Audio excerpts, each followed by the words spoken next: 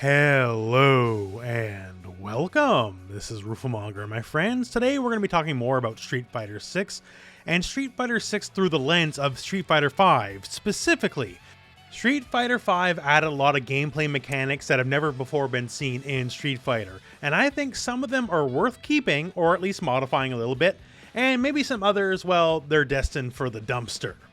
And that's basically the crux of the video. What about Street Fighter 5 should we keep, and what should we let by the wayside? So one of the things I think we should keep, Street Fighter 5 pretty much out of the gate was like the most offense-oriented Street Fighter, right? Usually Street Fighter is a good blend of offense and defense, but Street Fighter 5 heavily skews towards offense. And one of the things for that is the gray health mechanic, where the more you block, and this is medium and heavy attacks specifically, you take gray health. And if you manage to get hit when you have some amount of gray health built up, you lose all the gray health on top of the actual damage you just took. Now, even though I want Street Fighter 6 to return more to that balance of offense and defense, and Street Fighter 5 has been moving that way over the years anyways, going back to the more balanced approach, I do like this mechanic. It gives the aggressor at least a good feel. Even if all your stuff's getting blocked, you know you're building up to a payout, a cash out, a reward.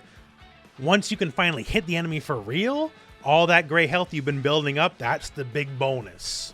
It also incentivizes the defender to get up and do something because they don't want to build up too much gray health themselves. So it's a very simple mechanic to be sure, right? But it is something I feel that adds to the overall game flow and just gameplay, and I would like to see that return in Street Fighter 6. Another thing I think should stay is V-Trigger's kind of, not specifically the trigger concept itself, but the character-specific resource. I feel like Luke's a good idea of how it might be moving that way anyways, because Luke's trigger doesn't work like everyone else's, right? Once you activate the trigger, his trigger rebuilds instead of constantly counts down. And the more damage you do, the more it rebuilds, and if you play correctly, you kind of never run out, right? You can just kind of keep doing it over and over and over. The part where characters get unique gameplay mechanics out of the triggers themselves, that's fantastic. The part where it had to be universal and everyone had to be a slave to the one bar, that not so much. But that concept of a character-specific resource, keep going with that. Just don't have it be one specific universal bar that everyone has to work with in roughly the same way. Like, I always thought Zangief's V-Trigger 2 would be a great way to do it, right? His V-Trigger 2 just gives you access to a bigger, better pile driver, effectively. So what if that was a meter that could be built up, more like an anime fighting game? So say if you manage to get 3 pile drivers in a row in a very short amount of time, it then unlocks the Omega level pile driver that basically finishes the round. Like, the Zangief playstyle is very much momentum based anyways, right? Where 60 seconds, 70 seconds of the round, nothing could be happening, and then all of a sudden you're 2-3 choices away from being dead because of spinning pile drivers. So we keep the character-specific flavor of a V-Trigger, but make it more highly tuned to the character itself, rather than just bundling it into a universal mechanic that only goes off like the more damage you take. I think that would be a very fresh and exciting way to go forward with Street Fighter 6. Basically give everyone the character-specific trait like a V-Trigger, but don't just have it under the same exact rule set. Once again, Luke himself started bucking this trend in Street Fighter 5, so I hope this is how they go forward in Street Fighter 6. Another thing I would like to see return is crush counters in a way. I love the idea of a move having new properties in certain situations. Like in this specific example here, Honda, his crouch fierce punch, he gets a hit, he can get a follow-up, he can even command grab you after the fact. Obviously enough, in Street Fighter 5's early lifespan, they were way too strong. That's why they're consistently nerfed, right? Because too much of the game revolved around it. But the core concept is sound. Just don't make it always rely on counter hits specifically. Soul Calibur 6 and Mortal Kombat 11 kind of expounded upon the concept with lethal hits and crushing blows, where your moves can get new properties if certain requirements are met or if you just hit them in a specific, unique way. And that's where I would like to see the crushing blow concept go into Street Fighter 6, where you basically evolve past that. You use the lethal hit, you use the crushing blow as a guideline, right?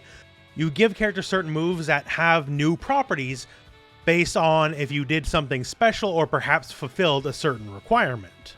Like, say, just as a random example, right? Honda, since we're using Honda on screen here, If you manage to get 3 sumo headbutts as hits in a row, either be through combos or raw or whatever, but 3 in a row that aren't blocked, then your next 100 hand slap is powered up. Something like that. I feel like Lethal Hits in Soul Calibur 6 and Crushing Blows in Mortal Kombat 11 did a lot to add to character uniqueness, because a lot of characters are fishing for certain strategies because they want the powerful effect, especially in the case of Crushing Blows, right? So I think this is something valuable you can add into Street Fighter 6. Give characters more avenues to add to their uniqueness and to their game plan. Now, this one's not so much a core gameplay feature, but I think a lot of people want it, and that is crossplay. So when Street Fighter V launched, it had crossplay between PlayStation and PC, and honestly, back in 2016, that was a novelty more than anything else. Oh, that's kind of neat. But now it's become one of the most definitive things that is asked for in all of fighting games. There's basically no one that plays any fighting game that doesn't want their specific game to have crossplay with every other platform available that carries the game. Everyone wants crossplay. And to get pretty real about it, we're not getting it. We are not getting it at all. There's a variety of reasons. Apparently, some people say it's hard to do it, even though other companies say it's literally a flick of a switch. Sony demanding a cut of all online sales if you go crossplay, though, seems to be the real culprit in the end.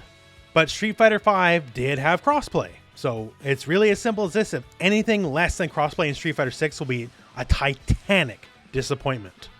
And honestly and frankly, it'll be regressing the genre backwards.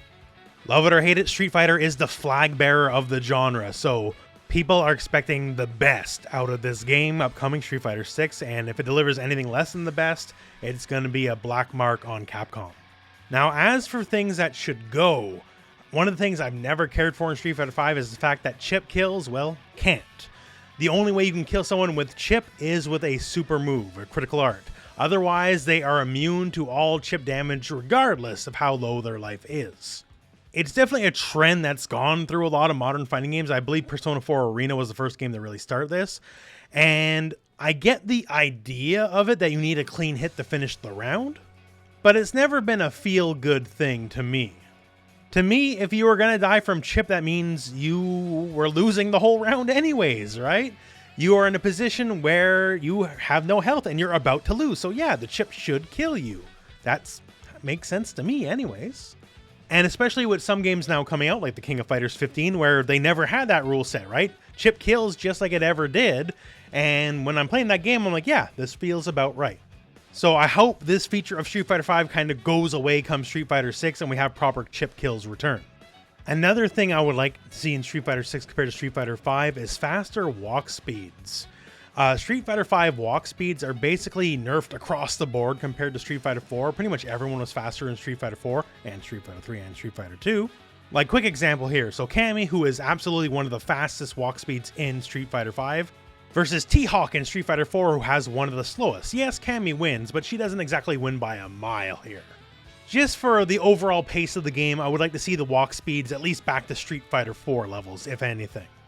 Like, obviously, some characters will be faster, some characters will be slower, right? So not everyone has to be a Raging Demon, but just better walk speeds across the board leads to a much more crisp and fun game, in my opinion. Now, to be sure, there's a lot of other little things I would love to see in Street Fighter 6 in general, but these are some of the ones specifically from Street Fighter 5 that were introduced in Street Fighter 5 that I would like to see either stay or go. And that said, now I'm going to toss it to you guys in the comments. What aspects of Street Fighter 5 did you like and you would like to stay? And what about Street Fighter 5 do you think can kind of go and not come back? I know a lot of people are conflicted about Street Fighter V in a lot of ways, but the one thing we can definitely know is it definitely got a lot better over the years, and the team around the recent massive turnaround around Street Fighter V is in charge of Street Fighter 6, so we can only hope for the best. I know I'm expecting the world out of these people. They got a chance to hit it out of the park right out of the gate, and I think they might just do exactly that. But anyways, my friends, that is the end of the video. So thank you very much for watching. Hope this video has found you well, and go out and play some Street Fighter.